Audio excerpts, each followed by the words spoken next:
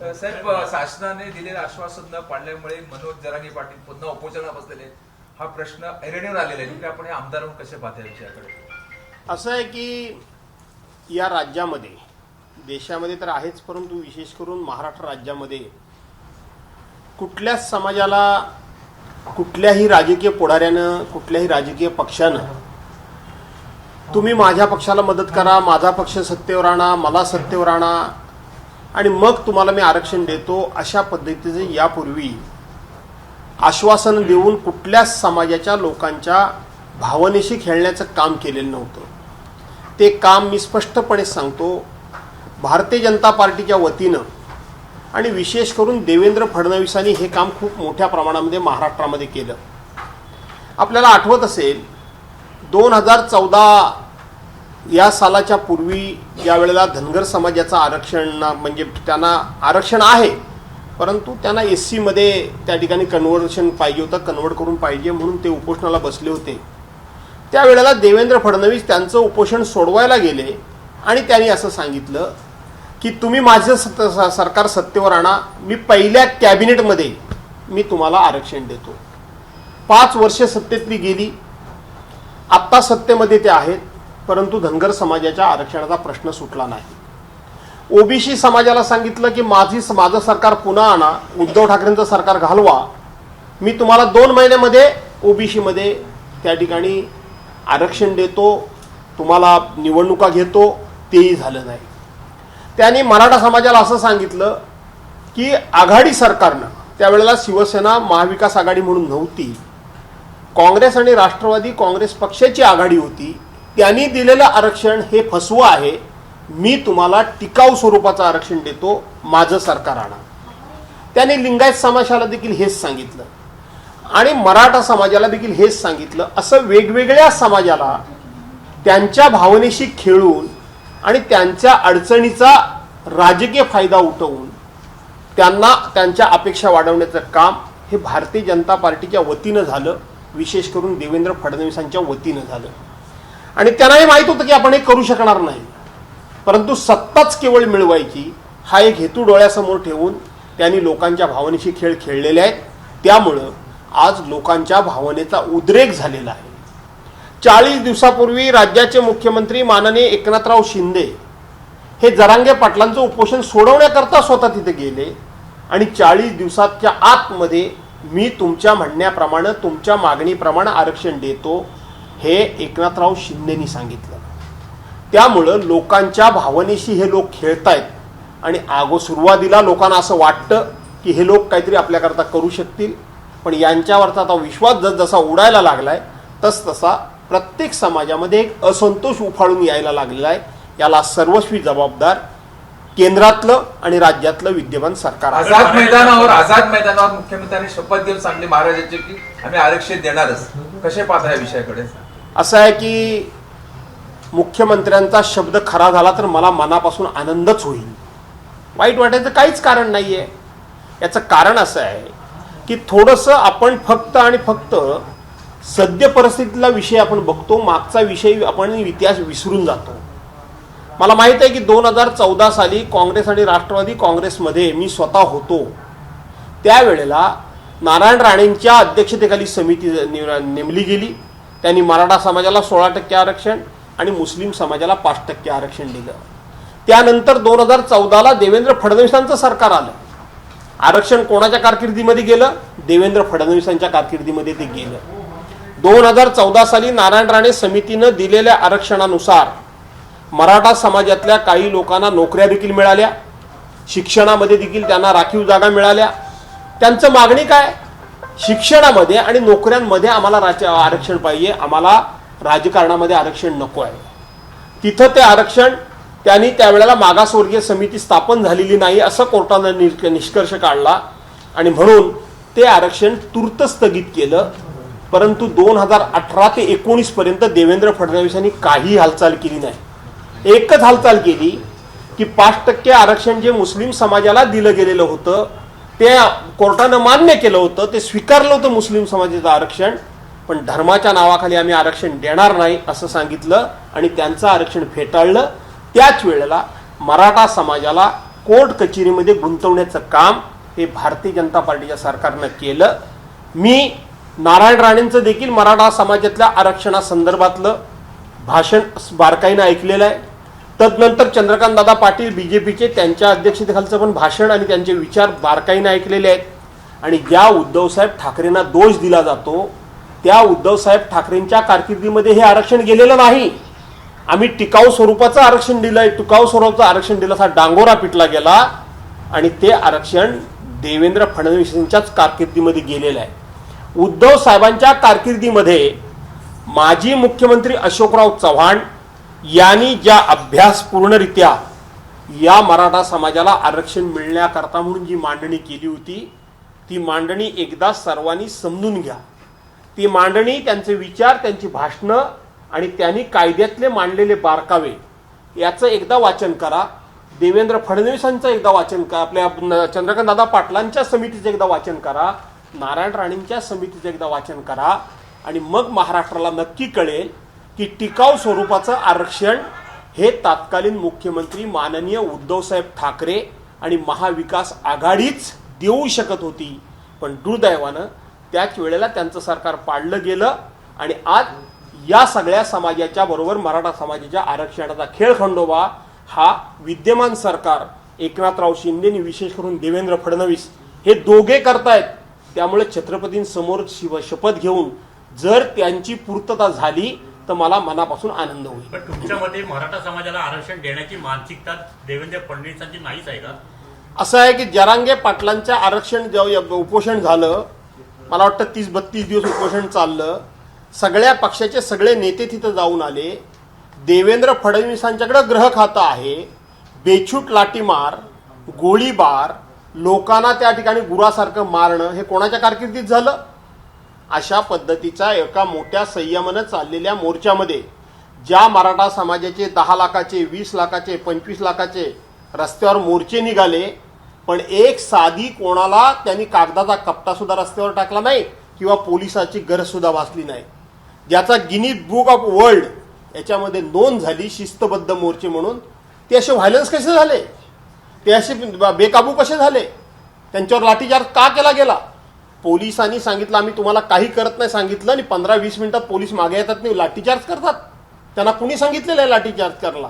आणि म्हणून नंतर अगोदर सुरुवातीला गृहमंत्री म्हणून देवेंद्र फडणवीसांनी ही जबाबदारी नाकारली.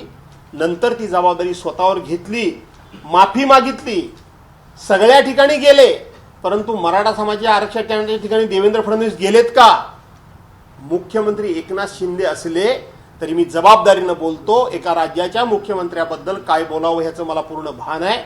परंतु जोपर्यंत देवेंद्र फडणवीस मनामध्ये घेत नाही तोपर्यंत एकनाथराव शिंदे किती शब्द घेतील आणि त्या शब्दांची किती पूर्तता होईल याबद्दल माझ्या मनामध्ये शंका आहे. भास्करराव, 2 मुंबईत 2 दसरा मेळे झाले. आपलं ऑब्झर्वेशन काय, नेमका कुणाचा काय? असं आहे की खरा दसरा मेळावा की ज्या ठिकाणी आम्ही हजर होतो तेच दसरा मेळावा. बाकी छोटे मोठे गल्ली बोळातनं होतच असतात. कारण शेवटी दसऱ्याचा सण हा हिंदूंचा सण आहे आणि त्या सणाचं पावित्र्य सगळ्यांनी राखलं पाहिजे. आपापल्या परीनं प्रत्येकजण ते देवीचा उत्सव साजरा करत असतात. परंतु एक मैदान, एक विचार, एक झेंडा आणि एक नेता हा शिवाजी पार्कवर होता. तो दसरा मेळावा खरा आणि तोच देशाला आणि जगाला माहिती असलेला मेळावा. सातत्यानं 58 वर्ष जगामध्ये एकमेव हा पक्ष आहे की सातत्यानं 58 वर्ष न चुकता दसऱ्याला मेळावा घेणारा पक्ष. तो पक्ष मेळावा खरा आहे. बाकी छोटे मोठे मेळावे झाले त्याचं किती दखल घेणार आम्ही? मोदीनगरचा दौरा झाला. शरद पवारांनी नेमकं शेतकऱ्यांसाठी केलं काय असा थेट प्रश्न अजित पवार यांच्या उपस्थितीत पंतप्रधान मोदी यांनी विचारलेला आहे. कसं बघताय? असं आहे की पवार साहेबांनी 1972चा दुष्काळ हाताळलेला त्याची संपूर्ण कहाणी मी वाचलेली आहे. कैलासवासी तात्कालीन मुख्यमंत्री वसंतराव नाईक साहेबांच्या मंत्रिमंडळामध्ये पवारसाहेब होते कृषी राज्यमंत्री आणि गृह राज्यमंत्री. त्यांनी महाराष्ट्राची भूक कशी भागवली तेही मला माहिती आहे. 2004 ते 2014 या 2004 पूर्वी देशामध्ये प्रत्येक क्षेत्रामध्ये आपण प्रत्येक गोष्ट आयात करत होतो. आज आपण निर्यातदार म्हणून मिरवतोय. हे पवारसाहेबांचं कर्तृत्व आहे. हे पवारसाहेबांचं कर्तृत्व आहे. दुसरी गोष्ट 2 रुपये किलोनं गहू आणि 3 रुपये किलोनं तांदूळ हे 2008 साली पवारसाहेब कृषी मंत्री असताना आणि डॉक्टर मनमोहन सिंग देशाचे पंतप्रधान असताना, नरेंद्र मोदी साहेब नव्हे, या देशामधल्या जनतेला देण्याचं काम सुरू झालेलं आहे. हे पवारसाहेबांचं कर्तृत्व आहे. त्यामुळं पवारसाहेबांचं कर्तृत्व काय याचं नरेंद्र मोदी साहेबांनी काय बोलावं यापेक्षा देशाच्या सीमेवर जवळजवळ 13 महिने शेतकरी जे अत्याचारी 3 कायदे होते ते रद्द करण्याकरता उपोषणाला बसले होते. त्यातले 780 लोक मृत्युमुखी पडले. हे नरेंद्र मोदींच्या कारकिर्दीमध्ये घडलेली घटना आहे. त्यांच्या कृषी मंत्र्यांच्या कारकिर्दीमध्ये घडलेली घटना आहे. आणि पवार साहेबांच्या कारकिर्दीमध्ये घडलेल्या घटना अंड्यापासून, मांसापासून, माशापासून, धान्यापासून किती उत्पत्ती वाढ झाली याचा रेकॉर्ड आहे.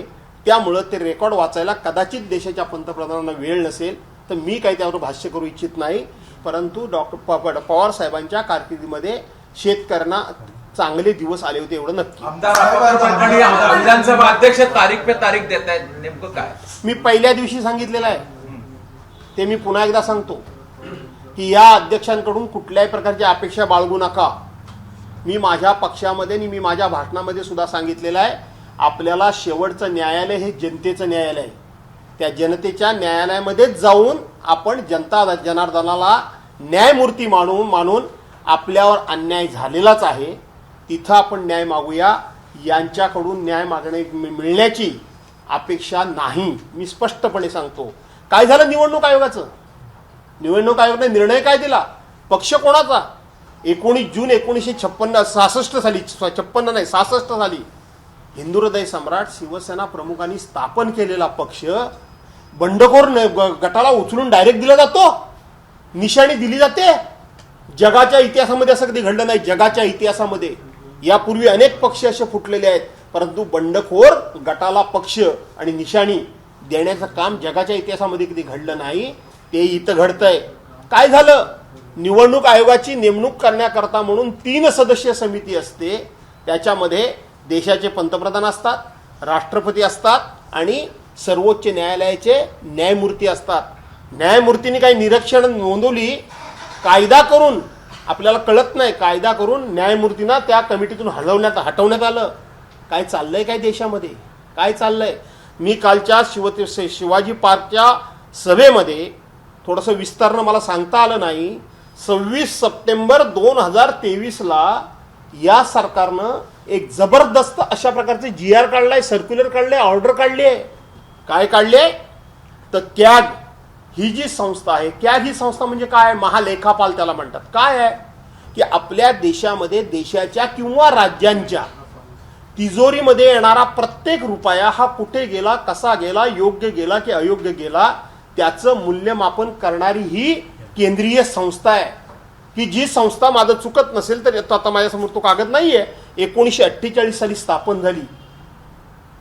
भारतीय घटना 124 नुसार 1948 जी संस्था स्थापन झाली, ती संस्थेनं केवळ या सरकारच्या कारकिर्दीमधले काही घोटाळे बाहेर काढले.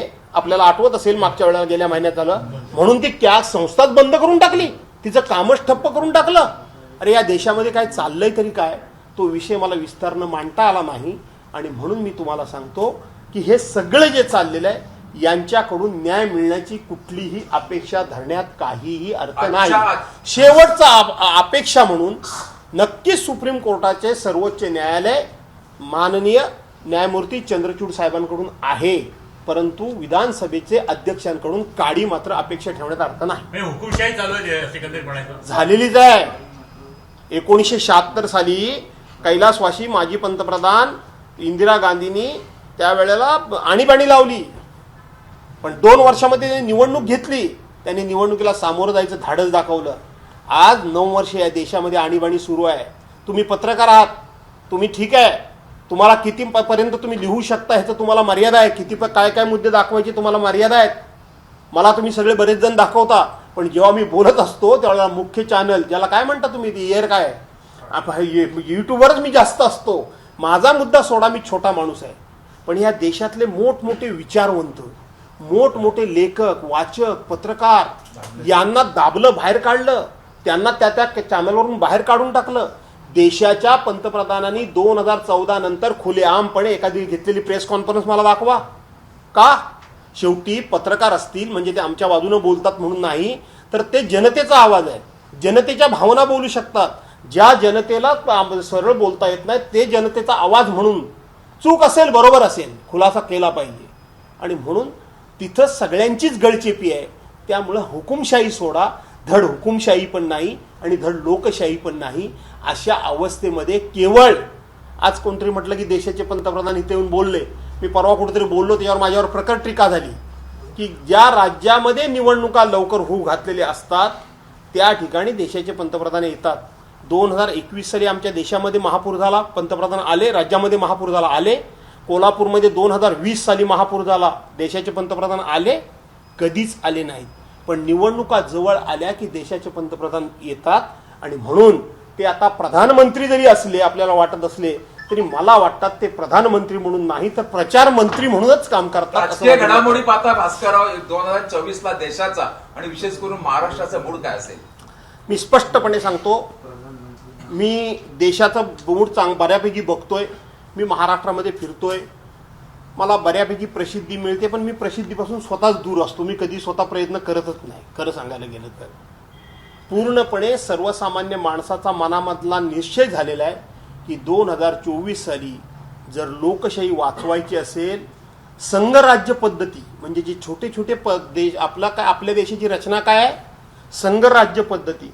आणि म्हणून छोटे छोटे पक्ष जर टिकवायचे असतील, डॉक्टर बाबासाहेब आंबेडकरांची घटना जर वाचवायची असेल, संविधानाप्रमाणे हा देश 75 वर्ष पूर्ण केलाय, ते संविधान पुढे जर तसंच चालू ठेवायचं असेल तर नरेंद्र मोदी हटाव, भाजपा हटाव आणि देश बचाव हीच लोकांची भावना आहे आणि हेच लोकांनी करावं असं माझं आरक्षणावरून धनगर समाज, ओबीसी समाज, आदिवासी समाज या सगळ्यांना आता वाद सुरू झाले आरक्षणावरून. आता मराठा समाज पण हे झाले. तर राज्य सरकार मूळ प्रश्न बाजूला ठेवून जातीपातीचं राजकारण करायला लागले.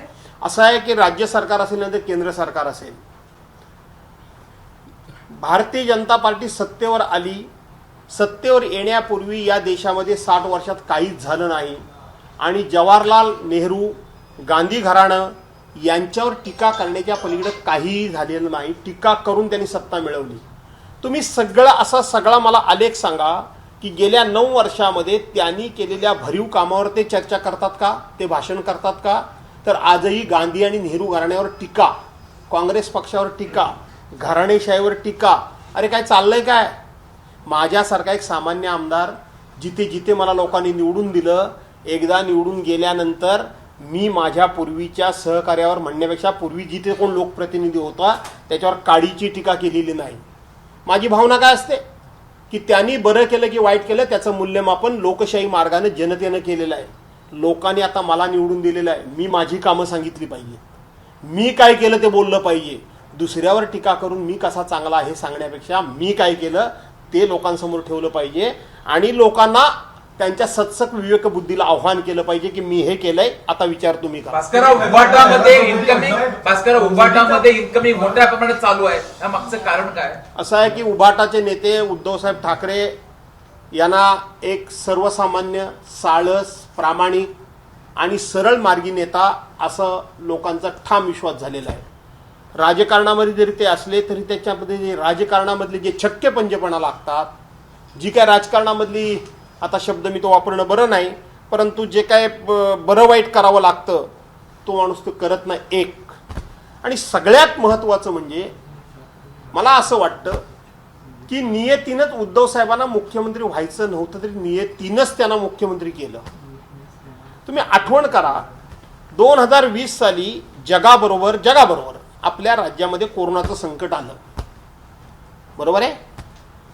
परवांच्या दिवशी ठाण्यामध्ये असेल, संभाजीनगरमध्ये असेल, नागपूरमध्ये असेल किंवा अन्य जिल्ह्यात असतील, लोक औषध पाण्या वाचून तडफडून मेली. तेच 2020 साली या महाराष्ट्रामध्ये उद्धवसाहेब ठाकरेंसारखा प्रामाणिक माणूस होता.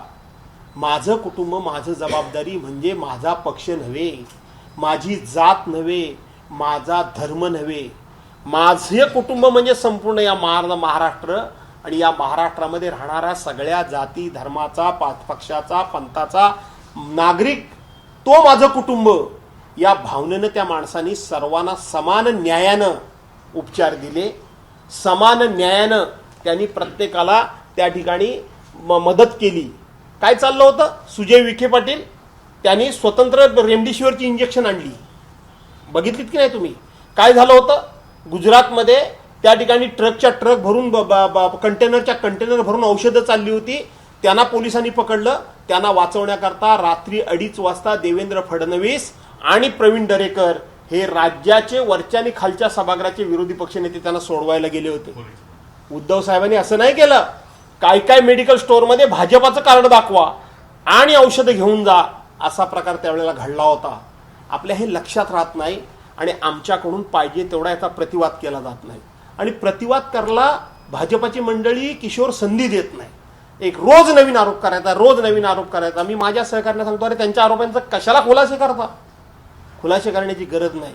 आणि म्हणून नियतीनं त्या कालावधीपुरता उद्धव साहेबांना मुख्यमंत्री केलं आणि उद्धव साहेबांनी महाराष्ट्राला मरणाच्या खाईतून बाहेर काढलं. काय झालं युपीच्या गंगेतली प्रेत? काय झालं मध्य प्रदेशमधली प्रेत? काय झालं गुजरातमध्ये? एका लाईनीन भर रस्त्यावर एकत्रितपणे महाराष्ट्रामध्ये कुठल्या तरी जाती धर्माच्या एका माणसानं उभं राहून सांगावं की अशा पद्धतीनं माझ्या नातेवाईकाच्या प्रेताची अशी अवहेलना झाली? कोणी सांगू शकत नाही. आणि म्हणून सगळ्या जाती धर्माच्या लोकांना कळले. तुमच्या प्रश्नावर मी येतोय की राज्यकर्ता असावा, मुख्यमंत्री असावा तर उद्धवसाहेब ठाकरेंसारखा असावा. म्हणून उद्धवसाहेब ठाकरेंच्या हातामध्ये आज काही नसताना, पक्ष नसताना, निशाणी नसताना, सरकार नसताना लोक इनकमिंगमध्ये जे उद्धव साहेबांच्याकडे इनकमिंग करतायत त्याच्या पाठीमागचं लोकांच्याकडे नोंद आहे. त्या नोंदी खातर लोक उद्धव साहेबांच्याकडे इनकमिंग करतात. तुम्ही आपला पुन्हा आपल्या होम पिचवर निवडणूक लढवणार. चिपळूण सर्वेक्षण मतदारसंघात तुमचं होम पिचवर पुन्हा तुम्ही विधानसभेला इच्छुक आहात? मला इच्छा आहे. मी अजूनपर्यंत बोललो नाही, पण पहिल्यांदा बोलतो हां. की पुन्हा मला माझ्या चिपळूणमधून निवडणूक लढवायची इच्छा आहे. परंतु ही दोनच माणसांच्या हातामध्ये तो विषय आहे. एक माझे पक्षप्रमुख उद्धवसाहेब ठाकरे आणि दोन आदरणीय शरदचंद्रजी पवार साहेब, त्यांच्या हातातच हा विषय फक्त आहे. कारण ही जागा पवार साहेबांची आहे. आता त्यांच्या पक्षाकडे गेलेली आहे. त्यांच्या पक्षाचा आमदार अजितदादा पवार गटात गेला आहे. काय समजलं? उद्धव साहेबांनी मला जर संधी दिली आणि पवार साहेबांनी जर मला ती जागा मोकळी करून दिली तर हे सहकारी बसलेतच आजूबाजूला. लढायला काय अजून मी तसा काय कमी नाही आहे, लढेल. पण मध्यंतरी पवार साहेबांना भेटला तेव्हा त्यांनी थोडंसं तुमच्याबद्दल दिलं होतं. मी पवार साहेबांना भेटतो. हां. पवार साहेबांना मी भेटत असतो, मी भेटतो. कारण शेवटी माझ्या 15 वर्षाच्या कालखंडामध्ये त्यांनी मला खूप आशीर्वाद दिले होते आणि म्हणून ते मला विसरता येणार नाहीत. त्यांचं उतार वय झालेलं आहे आणि म्हणून त्यांना मी भेटत असतो. कंत्राटी भरती हे महाविकास आघाडी असं म्हणताय की मराठा आरक्षणाचा मुद्दा आता मोदींच्या कोर्टामध्ये असेल. 2 उपमुख्यमंत्री आणि मुख्यमंत्री दोघंही मोदींशी चर्चा करतील. कोण म्हणालं? अब्दुल सत्तार. म्हणजे आता मुख्यमंत्री उपमुख्यमंत्री म्हणजे आता अब्दुल सत्तारांपर्यंत हा विषय आला. नाही अब्दुल सत्तार असं म्हणाले. तेच सांगतोय. म्हणजे आता मुख्यमंत्र्यांची मात्रा हरली वाटतं. अब्दुल सत्तार निर्णय घेण्यापर्यंत हा विषय आला वाटतं. सर ललित पाटील प्रकरणात गुणवत्तेवरती गाड्या फोडण्यापर्यंत प्रकार झाले. कुठले? गुणवत्ते सदावरती गाड्या कोणाचा कपटा टाकला नाही, कोणाला एखादी शिवीगाळ केली नाही, कोणाला मुर्दाबाद बोलले नाहीत. त्यामुळं त्यांचा संयम जर सुटत असेल तर का सुटत असेल याचा अभ्यास करण्याची गरज आहे. सर ललित साहेब, पाटील आज मराठा प्रकरणात समाजात 2 सूर आवळले जातात. ललित पाटील मराठा समाजात डबल सूर आवळले. काही मराठा समाज बांधव असं म्हणतात की आम्ही कुणबी प्रमाणपत्र घेणार नाही. आम्ही 96 पुढे. तर जारंगे पाटलांचं जे आता उपोषण झालंय हे तुम्ही थोडं उशीर आलात. मी अतिशय विस्तारानं सगळं सांगितलं. मी काही त्या विषयातला फार अभ्यासक नाही, परंतु मी सांगितलं नारायणराव राणेंनी मांडलेली भूमिका मी बघितली, चंद्रकांतदादा पाटलांनी भाजपाच्या वतीनं मांडलेली भूमिका बघितली आणि अशोक चव्हाणांच्या भूमिका बघितली. तत्पूर्वी ज्या वेळेला काँग्रेस आणि राष्ट्रवादी काँग्रेस पक्षाचं सरकार होतं त्यावेळेला त्यांनी 16% आरक्षण दिलं. ते नंतर देवेंद्र फडणवीसांनी 13% केलं. ते कसं मिळालं आणि 5% मुस्लिमांना कसं मिळालं याचा अभ्यास झाला तर सगळ्या प्रश्नाची उत्तरं ललित मिळतील. पाटील प्रकरणात दादा भुसे आणि शंभूराजे देसाईंचं नाव आले. नेमकं हे प्रकरण काय आहे?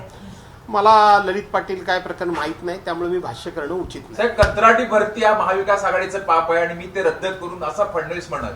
काय नेमकं असं आहे की सध्या काय झालंय, फडणवीसांच्यावर बोलताना सगळे जरा घाबरतात आणि मी तर फडणवीसांच्यावरच बोलतो. मी फडणवीसांची ती सगळी मुलाखत वाचली. 2010 साली म्हणाले अशोकराव चव्हाण असताना तो GR काढायचा विचार केला होता. त्याच्यानंतर 2014 साली तुमचं सरकार आलं, 2020 साली पुन्हा 22 साली तुमचं सरकार आलं. मी सांगितलं ना की जुनं फक्त सांगायचं, आपलं काही सांगायचं नाही आणि कोणाकडे तरी बोट दाखवायचं. ही भाजपाची जुनी खोडच आहे, ही भाजपाची जुनी खोड आहे. प्रश्न असा आहे की 2010 पासून तुम्ही गप्प का बसला होतात? आत्ताच कसा GR निघाला? आणि जर त्यांनी केलं ते वाईट जर केलं होतं तर तुम्ही त्याची अंमलबजावणी का करायला निघालात आणि आता माघार का घेता? याचा अर्थ हे पाप तुमचंच आहे. परंतु निवडणुकीच्या तोंडावर ते बुमरँग होईल, लोक अंगावर येतील म्हणून ते मागे घेतलं. त्यांनी केलेल्या चुकीची अंमलबजावणी झाली नव्हती ना, मग तुम्ही अंमलबजावणी करायला का घेतलीत? ते जर चुकीचं होतं आत्ता तुम्हाला वाटतं टीका करण्याकरता, याचा अर्थ या गोष्टीचं तुम्हाला राजकीय भांडवल करायचं होतं म्हणून तुम्ही हे केलं. रत्नागिरी सिंधुदुर्ग लोकसभा मतदारसंघात महायुतीचा उमेदवार अजूनही निश्चित होत नाहीये. तुमच्याकडे खासदार विनायक राऊतच विद्यमान असतील, पण तिकडनं होत नाही. नेमकं काय चित्र असेल या मतदारसंघात? हे असं आहे, त्यांच्याकडून उमेदवार कोण आहे कोण नाही याची मी कशाला विचार करू? माझ्या उमेदवाराचा मी प्रचार सुरूच केलाय, एवढंच मला माहिती आहे. सावंत यांचं नाव शिंदेच्या शिवसेनेत. दुसरा प्रश्न साहेब, काय प्रश्न आहे का? साहेब, चिपळूणचा पूल पडला, काय झालं पुढे? काय समिती दाखल झाली होती समिती आली होती, आज पाहणी करून गेली. दोन सदस्य सदस्यीय समिती होती, मात्र 2च सदस्य आज चिपळूणमध्ये दाखल झाले होते. आणि वाशिष्ठी पुलाबाबत पण तो प्रश्न आला, त्याचा पण आता ऐरणीवर आला, त्या पुलाचा पण विषय. असं आहे की कालच मला कोणीतरी प्रश्न विचारला की तुम्ही मुंबई गोवा महामार्गावरून प्रवास कसा करता. तेव्हा मी त्यांना असं सांगितलं की मी नितीन गडकरी साहेबांचा खूप आदर करतो, त्यांचे माझे अतिशय चांगले संबंध आहेत. या रस्ता प्रकरणात जवळजवळ 4 वेळा मी जाऊन त्यांना नागपूरला पण भेटलो, पत्रव्यवहार करत असतो. उत्तर येत नाही तो भाग वेगळा. तर मला त्यांनी प्रश्न तुम्ही विचारला की तुम्ही प्रवास कसा करता, तेव्हा मी त्यांना सांगितलं की नितीन गडकरींची भाषणं खूप चांगली असतात, खुशखुशीत असतात. आता विमान पाण्यावर उतरणार, आता विमान रस्त्यावर उतरणार, खालून लाईट व्हेकल जाणार, त्याच्यानंतर मीडियम व्हेकल जाणार, त्याच्यावरून काय ती हेवी जाणार आणि त्याच्यावरती मॉल उभा करायचा वगैरे, अशी ती भाषणं सगळी त्यांची ऐकत असतात. ती भाषणं मी स्टार्ट करतो गाडीत आणि रस्त्यानं मुंबई गोवा प्रवास करत करत येतो. साहेब, भास्करराव, अंमली पदार्थामुळे तरुण पिढी बर्बाद होत चालली महाराष्ट्रामध्ये, नेमकं काय चाललंय? अंमली पदार्थामध्ये तरुण पिढी बर्बाद होत. असं आहे की तुम्हाला आठवत असेल की ज्या आपल्या देशातला सगळ्यात मोठा ड्रगचा साठा हा गुजरातमध्ये मुंद्रा पोर्टमध्ये मिळाला, आठवतं का बघा? त्याच्यानंतर तो वेगवेगळ्या भागात मिळायला लागला. त्याच्यानंतर समुद्रामध्ये वेगवेगळ्या ठिकाणी बॉक्सेस मिळाले, वाचनात आल्या असेल तुमच्या, आणि आता ते महाराष्ट्रामध्ये मिळत आहेत. बरोबर आहे? परवांच्या दिवशी नाशिकला मिळाला, त्याच्यानंतर मला वाटतं नागपूरला काहीतरी मिळाला आणि आता कुठेतरी कल्याण, डोंबिवली, पालघर किंवा कुठेतरी या साईडला मिळाला. काय चाललंय काय? तुम्ही नुसते लोकांचे पक्ष फोडण्यामध्ये आपला वेळ घालवताय. ही राज्यामध्ये तरुण पिढी बर्बाद व्हायला लागली, याच्यावर तुमचं लक्ष आहे कुठे? कुठला आमदार फोडायचा, कुठला खासदार फोडायचा, कुठला नेता फोडायचा, कुठली कोणाची खोटी चौकशी लावायची, कोणी कोणावर आरोप करायचे, याच्यामध्येच एका जबाबदार आणि प्रमुख पक्षाच्या नेत्यांचं लक्ष गुंतलेलं असल्यामुळं राज्यातली कायदा सुव्यवस्था आणि 2 नंबरचे चालणारे धंदे याला कंट्रोल करण्यामध्ये पूर्णपणे महाराष्ट्र सरकार निग्रह खाते अपयशी झालेले आहे. त्याच्यामुळे हे सगळं घडतंय. बहुजन चर्चा कार्यक्रमाला फार रिस्पॉन्स चांगला मिळाला, जबरदस्त. काय एकंदरीत लोकांची मानसिकता आपण पाहिली त्याच्यात? असं आहे की होऊ द्या चर्चा. माझ्या सहकार्यांना मी अजूनही सांगणार आहे, जरा गल्ली बोळात जा. मी सांगित काल मी हे सगळं भाषणामध्ये सांगणार होतो, होऊ द्या चर्चेनं दिल्लीची खुर्ची गदगदा हलवली आहे, राज्याची सोडूनच टाका. पण उद्धव साहेबांच्या या एका विचारानं आणि या कार्यक्रमानं दिल्लीची खुर्ची हलायला लागली. दिल्लीची होऊ द्या कार्यक्रमाची. आम्ही तो कार्यक्रम पुढे आणखीन घेऊन जाणारच आहोत, थांबणार नाही आहोत, आम्ही थांबणार नाही आहोत. त्यामुळं होऊ द्या कार्यक्रमाला प्रचंड अशा प्रकारचा रिस्पॉन्स आहे. नाट्यमय घडामोड झाली. कोणत्या प्रमाणपत्राला नारायण राणेंनी देखील विरोध केला, जरांगे पाटलांचा, रामदास कदमांनी देखील विरोध केलाय. तुम्ही कसं या काय बघताय? मी त्या दोघांच्याकडे पण बघत नाही. पण कोकणातला साहेब क्षत्रिय मराठा समाज कोकणात विचारा. परवा एक नाट्यमय घडामोड झाली, निलेश राणेंनी राजीनामा दिला, काय झालं? मला वाटतं मी बोललोय काल, ते झालंय असं इकडे तिकडे व्हायरल.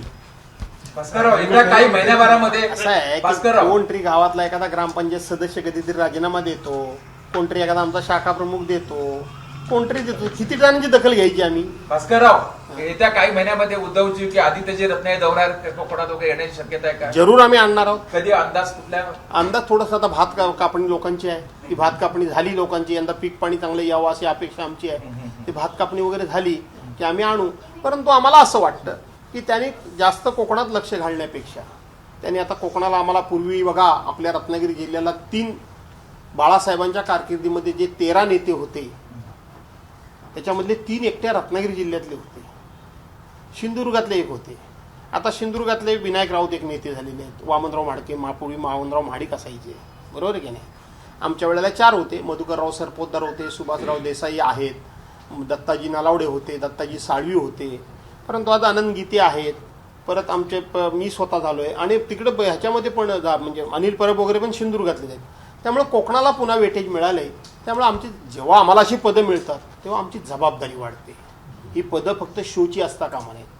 त्या पदाप्रमाणे जर तुम्ही तुमचं काम केलं तर आपोआपच तुम्हाला मानसन्मान मिळत असतो. आणि म्हणून तो मानसन्मान आम्हाला मिळवायचा असेल तर तो तुम्हाला फुकटचा मिळणार नाही. त्याच्याकरता तुम्हाला कष्ट करावे लागतील, मेहनत घ्यावी लागेल, तुम्हाला तुमच्या संसाराकडे लक्ष देऊन चालणार नाही आणि ते आम्ही सगळे करू. महाविकास आघाडीच्या बैठकीमध्ये रत्नागिरी जिल्ह्यातला मतदारसंघ एखादा महाविकास आघाडीने जर आपल्या दुसऱ्या काँग्रेस असेल किंवा एनी, तर आपली भूमिका काय राहील? समजलं नाही प्रश्न? रत्नागिरी जिल्ह्यामध्ये 5 विधानसभा मतदारसंघ, हो. महाविकास आघाडी जेव्हा चर्चेला तुम्ही बसाल, तुम्ही नेते आता झालात म्हणून, तर तुम्ही काय तुमची भूमिका राहील? एखादी महाविकास आघाडी एखादा मतदारसंघ काँग्रेस मागेल वगैरे अशा मी वेळेस? आता उदाहरणं सांगतो ना, तुम्ही इनडायरेक्ट विचारताय, मी डायरेक्ट सांगतो. हा. चिपळूणचा जर मतदारसंघ मी मागितला हा. तर त्याच्या मोबदल्यात पवार साहेबांना आम्हाला कुठेतरी द्यावा लागेल मतदारसंघ एखादा. काय समजलं? तो द्यावा लागेल. तो काय रत्नागिरीतच दिला जाईल असं काय नाही.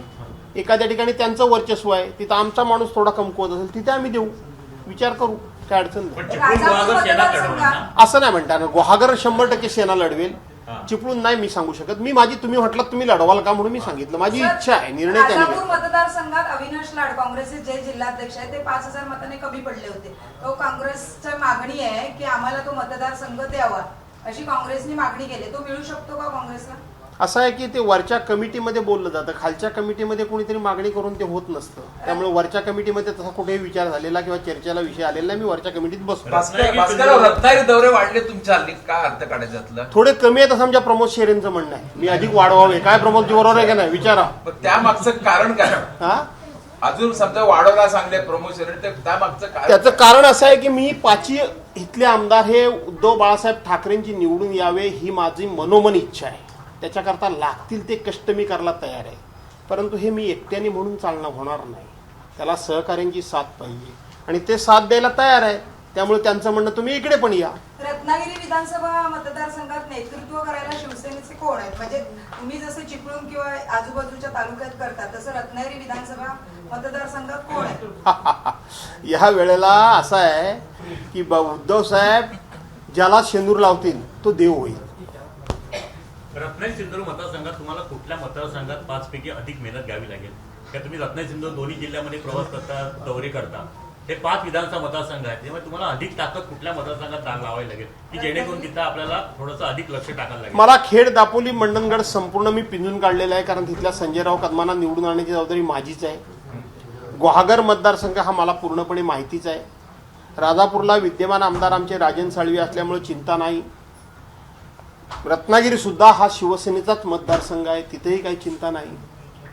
चिपळूण संगमेश्वर मतदारसंघ हा मतदारसंघामध्ये मला चिपळूण माहिती आहे, परंतु संगमेश्वर पूर्ण मला माहिती नाही. त्यामुळे मी जर उभा राहिलो तर मलाच मेहनत करावी लागेल. पण या एकंदरीत सगळ्या प्रवासामध्ये राजकीय घटनाक्रम घडली, राज्यात स्वतंत्र झालं, मुस्लिम समाज हा एक निर्णायक ठरतोय. मग मुंबईत असेल किंवा कोकणात मुस्लिम समाजाची भूमिका येत्या निवडणुकीत काय राहील असं वाटतं तुम्हाला? मी तुम्हाला आज तुम्ही सांगतो चिपळूणमध्ये चाचपणी केलीत की डॉक्टर बाबासाहेब आंबेडकरांच्या घटनेनं या देशाचं जसं भलं केलं तसं कांकणभर सरस हे डॉक्टर बाबासाहेब आंबेडकरांच्या अनुयायांचं भलं केलेलं आहे. बरोबर आहे? काल मी शिवतीर्थावरून त्यांना थोडी साथ घातली. हे संविधानच ठेवायचं नाही, ही घटना शिल्लक ठेवायची नाही, याची प्रक्रिया सुरू झाली आहे. सर्वोच्च न्यायालयाला निवडणूक आयोगानं काढून टाकायचं, निवडणूक आयोगानं दुसऱ्याचा पक्ष अलगत कोणालाही उचलून द्यायचा, कॅग सारखी स्वायत्त संस्था हिला बंद करून टाकायचं, CBI ही जी यंत्रणा आहे किंवा ED ही यंत्रणा ही स्वायत्त संस्था आहे, ती आज राज्यकर्त्यांच्या बोटावर नाचायला लागली आहे. ही सगळी घटनात्मक पदं आहेत. घटना समजून घ्या, ही सगळी घटनात्मक पदं आहेत. हळूहळू त्या पदांचं अवमूल्यन करायचं, पर्यायानं घटनेलाच आव्हान द्यायचं काम सुरू आहे. त्यामुळं ही घटना टिकावी, संविधान वाचावं असं डॉक्टर बाबासाहेब आंबेडकरांच्या अनुयायांना वाटतं. आम्हाला सर्वांनाच वाटतं. आमचंही भलं केलं आहे त्या घटनेनं, नाही आम्ही म्हणत नाही. परंतु त्यांनी ही सगळी मतभेद असतील काय ते बाजूला सारावेत आणि त्यांनी आता इंडियाच्या पाठीमागं उभं राहावं, कोणी शिवसेनेच्या मागे उभं राहावं, डॉक्टर बाबासाहेब आंबेडकरांच्या कोणी अनुयायांनी, उभं राहावं? डॉक्टर बाबासाहेब आंबेडकरांच्या अनुयायांनी. अच्छा. मी हे म्हटलं. दुसरी गोष्ट, मुस्लिम समाजाचं एक मत शिवसेनेबद्दल वेगळं होतं, पण मगाशी विस्तारानं मी सांगितलं कोरोनाच्या कालावधीमध्ये कुटुंब प्रमुख कसा हवा, बाळासाहेब ठाकरेंसारखा असा, ते मुस्लिम समाजाने मान्य केलेलं आहे. दुसरी गोष्ट, शिवसेनेबद्दल गैरसमज बरेच होते. शिवसेनेबद्दल लोकांच्या मनामध्ये भीती होती मुस्लिम समाजाच्या, ती पूर्णपणे दूर झालेली आहे. मुस्लिम समाजाला कळून चुकलेलं आहे की घातकी मित्रापेक्षा दिलदार शत्रू बरा. शिवसेना कधीच शत्रू नव्हती. आणि तिसरी गोष्ट तुम्हाला गमतीची मी सांगतो, काल परवापर्यंत आम्ही भाजपाच्या बरोबर होतो. मातोश्रीला फक्त भाजपाचाच दरवाजा उघडा होता, बाकी सगळे मातोश्रीकरांवर कोण येत नव्हतं, त्यांच्याकडे दरवाजे बंद होते. भाजपाला उद्धव साहेबांनी बाजूला केलं. नितीश कुमार येत आहेत, लालू प्रसाद येत आहेत, तेजस्वी यादव येत आहेत, अरविंद केजरीवाल येत आहेत, पवारसाहेब तर जातातच, काँग्रेसचे लोक येत आहेत. याचा अर्थ मातोश्री हे सर्वांना आपली वाटायला लागलेली आहे. त्यामुळं मुस्लिम समाज सुद्धा शिवसेनेच्या मागे उभा आहे. धन्यवाद. धन्यवाद. एबीपी माझा, उघडा डोळे बघा नीट.